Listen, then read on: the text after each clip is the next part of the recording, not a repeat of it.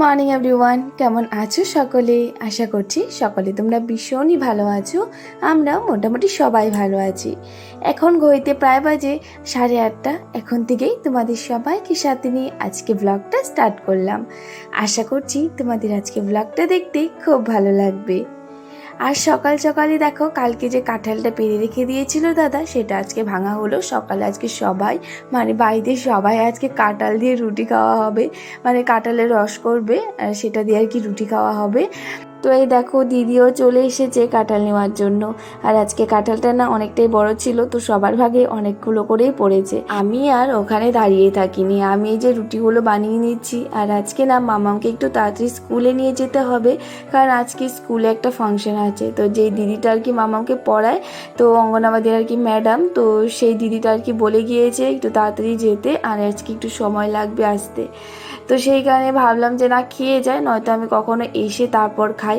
আজকে অনেকটাই দেরি হয়ে গেছিলো, কারণ যেদিন আমি রুটি বানাই ওই দিনই আরও বেশি করে দেরি হয়, কারণ আমাদের ঘরে 8:30, 9:45 বা কিংবা 9টার আগে কারো সময় হয় না খাওয়ার। আর বাবার তো আরও না, কারণ 9টা 9:30টার দিকে বাবা ওষুধ খায়, তার আধা ঘন্টা আগে খেয়ে নেয়। তো সেই কারণে আর কি। আর বড়মশাই তো সেই 8:30, 9:45 বেজে যায় ওর আস্তে আস্তে স্নান করে। তো তার জন্য আর কি রুটিটা আগেই বানিয়ে রাখি না, যখন আসবে স্নান টান করে আসবে তখনই আর কি বানিয়ে রুটিটা দিয়ে দিই। আর এখানে দেখো, আমার মামা প্রথমে বসেছে খাওয়ার জন্য, এখনও হয়নি, তোকে খাইয়ে নিয়ে যাব স্কুলে। তো আমরা স্কুলেও চলে এসেছি। আর আজকে স্কুলে না একটা ফাংশন আছে। অঙ্গনাবাদীর ম্যাডামদের নাকি ওপর থেকে অর্ডার আসে যে বছরে একবার হলো সাধ দিতে হবে আর একবার হলো অন্নপ্রাশন দিতে হবে। তো আজকে স্কুলে আর কি ফাংশন আছে, যে একটা বাচ্চাকে অন্নপ্রাশন দেওয়া হবে। তো এই দেখো, অন্নপ্রাশন দেওয়া কিন্তু হয়েও গেল, তেমন একটা সময় লাগেনি, শুধু বাচ্চাকে একটু মুখে দিয়ে ফটো উঠিয়ে আর কি দিতে হবে, সেই আর কি ফাংশন ছিল। যেহেতু আজকে স্কুলে অন্নপ্রাশন হলো, তার জন্য কিন্তু স্কুলে থেকে কিছু খাবার দিয়েছে, আমাদেরকে চা বিস্কিট দিয়েছিল আর মামাকে কেক দিয়েছিল। তো এই তো আমরা চলে এসেছি স্কুল থেকে। আর স্কুলে আজকে একটু ফাংশন ছিল, তোমরা তো দেখলেই। মামার স্কুলে আজকে অন্নপ্রাশন ছিল, একটা বাচ্চার অন্নপ্রাশন দিয়েছে। তো আজকে আসতে একটু দেরি হয়ে গেছে, 11:30 বেজে গেছে। তো মা আগে আজকে রান্নাটা বসিয়ে দিয়েছে, আর রান্না প্রায় হয়ে এসেছে। তো চলো দেখিয়ে দিচ্ছি কি কি রান্না হচ্ছে আজকে ঘরে। আর এসে প্রথমে তো ঘর টর মুছেই গিয়েছিলাম, আমার যে রুমে ছিলাম ওই রুমটা শুধু মোছা হয়নি, তো মুছে মামাকে স্নান করিয়ে দিয়েছি। এই যে এখন যা দাদামণি এসেছে, ওর সাথে খেলছে। যাও খেলো দাদামণির সাথে। আর এখন যে আমি গিয়ে এখন আম কাটবো। তো মার যেটা রোজ দিনের ডিউটি, সেটা আজকে আমার পড়েছে। মার আম কাটার ডিউটি আজকে আমার, তো এখন আমি গিয়ে আম কাটবো। যাও যাও যাও। আমি স্কুল থেকে এসে দেখি মার আধা রান্না হয়ে গেছে। তো এখানে দেখো, মা রান্না করেছে আজকে কাঁঠালে বিচি আর আলু দিয়ে ভাজি করেছে। এখানে কুয়াশ আলু আর ডালের বড়ি দিয়ে একটা সবজি করেছে, এটা দারুণ লাগে আমার খেতে। আর এখানে করেছে ডাল, আর এখানে শুটকি মাছের চাটনি করবে, সেই জন্য ওই যে মাছটা আর কি কেটে ভিজিয়ে রেখে দিয়েছে, এটা এখনও হয়নি, এটা এই যে এখন বসালো।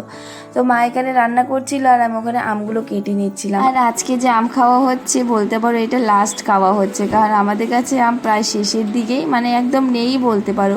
আর এই যে কয়েকটা আম আজকে সকালে পড়েছিল, কিন্তু আমগুলো এখন আর ভালো না, একদমই নষ্ট নষ্ট হয়ে গেছে, বেশি পেকে গেলে যা হয় আর কি। আর অনেক পোকা ছিল লাস্টেরগুলো আমগুলো আর কি।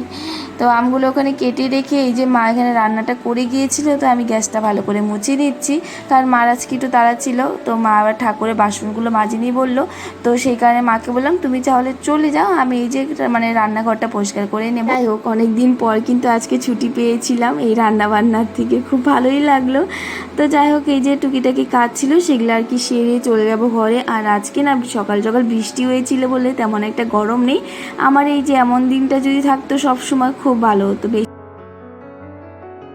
তো ঘরের সমস্ত কাজ বাজ কমপ্লিট করে মামাকে খাইয়ে এই যে এখন আমরা বসে আছি। মামা ঘুমাচ্ছিল না বলে ওর সাথে একটু শুয়েছিলাম। কি হয়েছে, আর ও সেজে এসেছিল, আর মেজমার ঘরে গিয়ে সেজে এসেছিল, তাই দেখছো না তুমি? সেজে এসেছিল, তো ওই দিক দিয়ে পুরো পাউডার দিয়ে সুন্দর করে সেজেছে, তাই আর কি চলে গেছে। এই যে এখন আমাকে বলছে, মা আমার সুন্দরটা কোথায়, তাই বলছে, মা সুন্দর কোথায়, চলে গেছে। এমন করে না, ভালো করো। এর নাটক তো চলতে থাকবে। এখন প্রায় 3টে বেজে গেছে, বর্মশাই এখনো আসেনি, এখন আসবে, তারপর ভুড়ি ভোজন করব। খিদে পেয়ে গেছে, বর্মশাইয়ের জন্য বসে আছি। ও না আসলে তার ভুড়ি ভোজন করা যাবে না। না, ও বলে আমাকে যে খেয়ে নিবে, কিন্তু আমার নিজেরই ভালো লাগে না, বরের জন্য একটু বসে থাকতে ভালোই লাগে। দেখো কি রিয়াকশন দিচ্ছে, কি হয়েছে? এই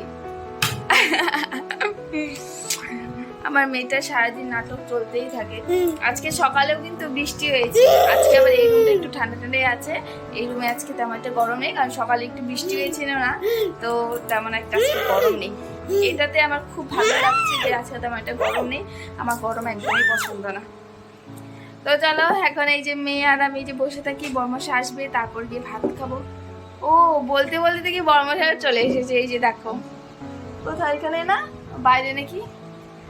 তো চলো এই যে বলতে বলতে চলে এসেছে, এখন ভুড়ি ভোজন করে আসি, খিদে পেয়ে গেছে অনেকজনে।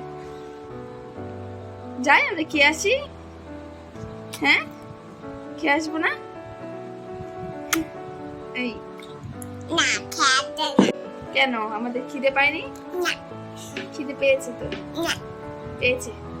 তো চলো এখন আমরা গিয়ে খেয়ে আসি।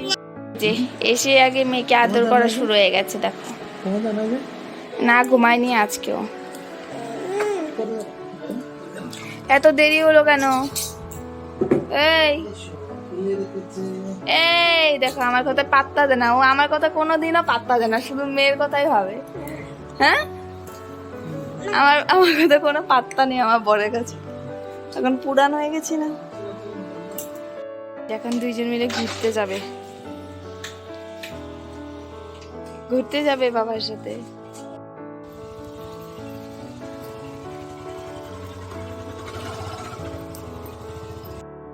এই দেখো ঘুরে চলেও আসলো। আচ্ছা তো মাম্মাম এসে আবারও ঠাম্মির কাছে পাঠিয়ে দিলাম, বললাম ঠিক আছে তুমি তাহলে ঠাম্মির সাথে ঘুরে আসো, আর আমি বিছানাটা ঠিক করে নিই আর ঘরগুলোও ঝাড় দিয়ে নিই। প্রায় এখন 5টার মতো বেজে গেছে, আর মাম্মাম আজকে ঘুমায়নি, আর আমার তো ভালোই লাগে না ঘুমালে বিকেলবেলা, নয়তো রাত্রে না ও 12:30 1টা বেজে যায়, ঘুমাতেই চায় না। তখন কিন্তু খুব বিরক্তি লাগে, কারণ সারাটা দিন এত কাজবাজ করার পর যদি রাত্রে একটু ভালো করে না শুতে পারি তখন যা কষ্টটাই লাগে না। তো তার জন্য কালকেও ঘুমাইনি, আমি খুশি হয়েছিলাম, আজকেও ঘুমাইনি, তাও আমি খুব খুশি হয়েছি। তো ঠাম্মির কাছে আছে, আর আমি এর মধ্যে যে ঘরগুলো ঝাড় দিয়ে নিচ্ছি, বিছানাটা ঠিক করে নিলাম, কারণ কখন থেকে সে বিছানাতেই শুয়েছিলাম। আর মাম্মাম একটু কালার নিয়ে কালার করছিল, একটু পড়াশোনা করছিল, মানে মিলিয়ে মিশিয়ে আর কি সব কিছু করছিল। তো ওখানে আর কি বিছানাটা ঠিক করে ঝাড়টা দিয়ে তারপরে যখন ঘরগুলো ঝাড় দিয়ে নেব। আমি কোনো কাজ করব আর আমার মাম্মাম ঘুরু ঘুরু করবে না, এটা কিন্তু কখনোই হয় না। আমি ঘর ঝাড় দিচ্ছিলাম, ও যে কতবার আমার পিছু পিছু ছিল কি আর বলবো, মানে আমাকে না কখনো এমন করে, ও আমাকে ছাড়তেই চায় না। আর যখনই দেখবে ও আমি ঘর ঝাড় দিচ্ছি, বিছানা ঠিক করছি, ও আসবে, এসে আমার বিছানার ওপরে শুয়ে পড়বে, আর যখন আমি ঘর ঝাড় দিতে নিব তখন আমার ঝাড়ুর আগে আগে থাকবে কিভাবে পিছে পিছে। এই দুষ্টুমিগুলো কিন্তু ও করতেই থাকে। আর আজকে অনেক দিন পর ইচ্ছে হলো কয়েকটা নিমকি করব, তো তার জন্য দেখো ওই যে আটাটা মেখে রেখে দিয়েছিলাম, মানে কীভাবে বানিয়েছি আজকে কিন্তু শেয়ার করলাম না, অন্য একদিন মানে শেয়ার করবো। আর আজকে তেমন একটা ভালো শেপও আনতে পারিনি, আটাটা হয়তো একটু বেশি জল হয়ে গেছিলো মানে মাখতে, তো সেই কারণে হয়তো তেমন একটা ভালো শেপও আনতে পারিনি। তো এই যে এইভাবে আজকে বানিলাম, কিন্তু নিমকিগুলো খেতে বেশ দারুণই লেগেছিলো। তো এই যে এখন একটা একটা করে উঠিয়ে রাখবো, আর তারপর তেলের মধ্যে ছেড়ে দিব। তো নিমকি খেতে কার কার ভালো লাগে বলো, আমার কিন্তু বেশ ভালোই লাগে। বিয়ের আগে আমি না একবার বানিয়েছিলাম, খুব ভালো হয়েছিল, কিন্তু বিয়ের যে 5-6 বছর চলছে, কিন্তু এখানে এসে কিন্তু আমি কখনো কিছু বানানোর ট্রাই করি না, বা কখনো করি হয়তো মানে এটাই মনে হয় যে হয়তো ভালো হবে না, তখন সবাই কি বলবে, এটা ভেবেই কখনো নতুন কিছু ট্রাই করি না। কিন্তু আমার খুব ইচ্ছে একদিন লাড্ডু করব, আরও একটা রেসিপি দেখে রেখেছি, সেটা আর কি বানাবো, ইচ্ছে তো আছে, দেখি কি হয়। আর এখানে এই যে চাটাও বসিয়ে দিলাম, চাটা বসিয়ে দিয়ে তারপরে যে নিমকিগুলো আর কি উল্টে পাল্টে দিচ্ছিলাম। আর বাইরেটা দেখো একদম অন্ধকার হয়ে গেছে, প্রায় 6:30টার ওপরেই হয়তো হয়ে গেছে।